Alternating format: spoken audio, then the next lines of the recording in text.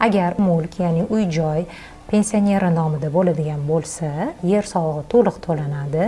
Mulk solig'ini 60 kvadrat metrgacha bo'lgandan soliq imtiyozini qo'llash mumkin. Agar u dom bo'lsa va umumiy maydon 60 kvadrat metrgacha yoki 45 gacha yoki shu 60 kvadrat doirasida bo'ladigan bo'lsa, demak to'liq ular soliqdan ozod bo'ladilar va to'lashmaydi. Sababi yer solig'i o'zi shundoq ham to'lanmaydi domda, mulk solig'i 60 kvadratgacha bo'lgani uchun va u aynan o'sha dom pensioneri nomida bo'lgani uchun demak soliqdan ozod bo'lgan bo'ladi. Agar domni kvadrati 68, 70 yoki 100 kvadrat bo'ladigan bo'lsa, demak 60 kvadratiga faqat imtiyozi qo'llaniladi. Qolgan qismiga esa soliqni to'lab qo'yish kerak bo'ladi. Agar sizga hisoblab berilgan o'sha soliqlar ichida sizga imtiyoz qo'llanilmagan bo'lsa, pensiya guvohnomasini soliq inspektoriga ko'rsatish kerak bo'ladi va u soliq bazasiga kiritib qo'yilgandan keyin imtiyoz o'z-o'zidan shakllanadi. Agar to'lab qo'ygan bo'lsa, qayta hisob-kitob qilib beriladi.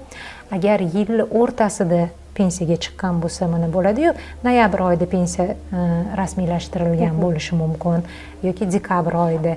Shunda ham shu noyabr oyidan 2 oyga, ya'ni noyabr va dekabr oyiga imtiyozni qo'llash imkoniyatlari ham bor. Bunda ham o'sha hisob-kitob qilinadi. Faqat pensiya guvohnomasi soliq organiga taqdim etilishi kerak imtiyozni qo'llash uchun.